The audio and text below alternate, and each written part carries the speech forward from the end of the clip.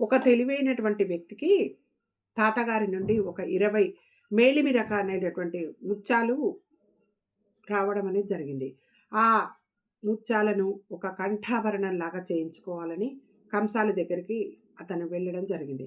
వెళ్ళిన తర్వాత ఏమైందంటే ఆ కంసాలి తెలివైన వాడనమాట. నా దగ్గర 20 మంచి మేలిమి రకమైనటువంటి ముత్యాలున్నాయి.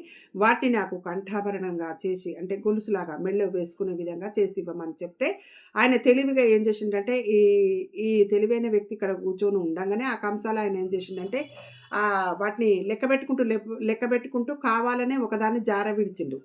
ఆయన చూడడు అనుకోని. జార విడిచి ఏమన్నాడంటే, "అరే! నువ్వు తెచ్చినయి 19 ఉన్నాయి. మరి ఎట్లా 20 అనుకోని తెచ్చినవో" అని చెప్పిండు. చెప్తే ఈ తెలివైనాయనకి ఆల్రెడీ తెలివైన అని చెప్పుకున్నాం గదా! తెలివైనాయన కాబట్టి అదాయన గమనించిండు. గమనించి, ఆహా! అట్లనా అని చెప్పి ఒకసారి ఇయ్యండి నేను గూడా మరి 19 ఉన్నాయా లెక్క పెడతా అని చెప్పి తీసుకున్నాడు.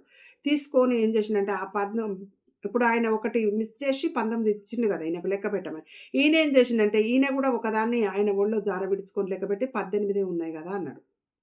అన్నప్పుడు ఆయనేమని చెప్పిండు? 19 ఉన్నాయి అన్నాడు. 19 ఉన్నాయి అన్నప్పుడు ఏమైంది? ఆయన తీసిపెట్టింది దీంట్లో యాడ్ చేయవలసొచ్చింది. అంటే తెలివి అనేది మనొక్కళ్ళ సొంతమే అనుకుంటాం. కానీ ఎవ్వరికి తగ్గ తెలివి వాళ్ళకుంటది. ప్రతి వాళ్ళను మనకంటే ఎక్కువని భయపడాల్సిన అవసరం లేదు. మనకంటే తెలివి తక్కువ ఉంది అనని వాళ్ళని భయపెట్టవలసిన అవసరం లేదు. మనకంటే తెలివి ఎక్కువుందని భయపడవలసిన అవసరం లేదు. కాబట్టి ఆ కంసాలు ఈయన ఏదో కన్ను కప్పుదామని చెప్పి ఒకటి మిస్ జేసి 18 ఉన్నాయి అనంటే ఈయనేం చేసిండు? ఇంకోటి మిస్ చేసి 18 ఉన్నాయంటే తీసింది దాంట్లో కలపవలసొచ్చింది. కాబట్టి వీలైనంత వరకు మనము యథార్థంగా తిరగడం అనేదే మనకెప్పటికైనా శ్రేయస్కరం అని దీని సారాంశం.